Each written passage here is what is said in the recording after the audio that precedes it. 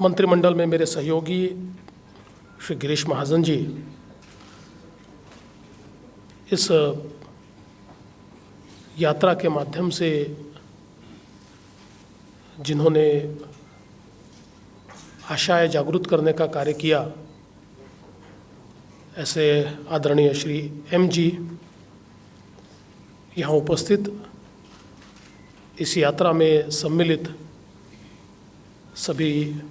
उनके सहयोगी बहनों और भाइयों, मैं सबसे पहले महाराष्ट्र की जनता की ओर से और महाराष्ट्र की सरकार की ओर से श्री एम और उनके सभी सहयोगी इनका बहुत बहुत स्वागत करता हूँ, अभिनंदन करता हूँ। मैं यह मानता हूँ कि इस आशा यात्रा के माध्यम से एक बड़ा ही महत्वपूर्ण कार्य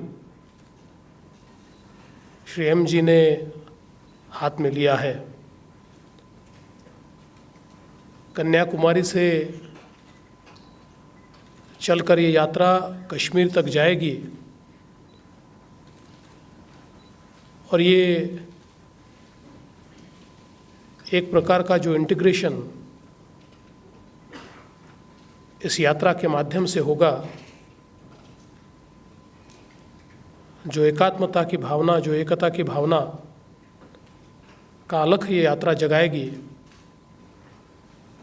और जिस प्रकार से मानव को मानव से जोड़ने का काम इस यात्रा के माध्यम से होगा, मैं ऐसा मानता हूँ कि आज शायद इसकी अत्यधिक आवश्यकता भी है। ये बड़ा अच्छा संयोग है कि इसकी शुरुआत 12 जनवरी को स्वामी विवेकानंद जी की प्रेरणा स्थली से हमने की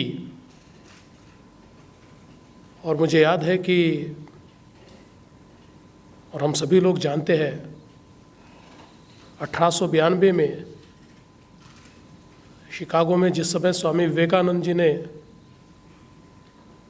अपना सुप्रसिद्ध भाषण दिया था, उस समय उन्होंने भी यही बात कही थी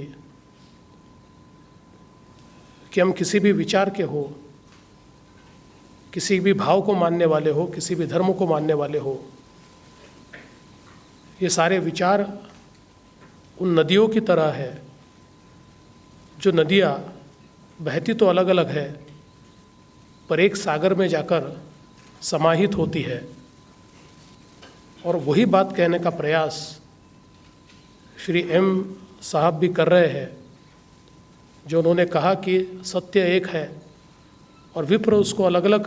ढंग से बताने की कोशिश करते हैं। हमारे धर्म हो, हमारी पूजा पद्धतियाँ हो,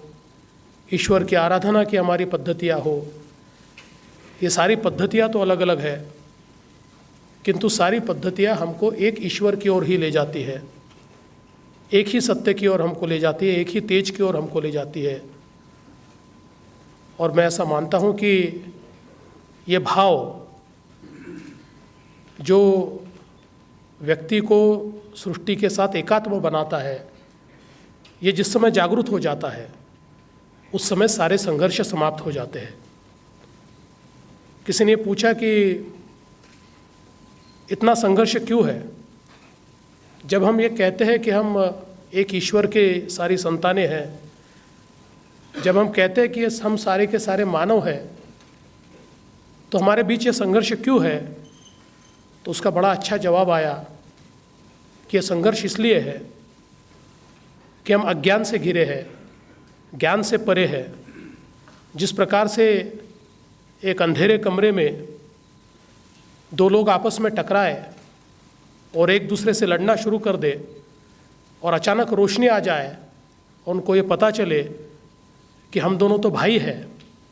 और वो झगड़ा करना बंद कर दे, उसी प्रकार का संघर्ष आज मानव समाज में हमको दिखाई पड़ता है। क्योंकि हमारे जीवन में अज्ञान का वो अंधेरा है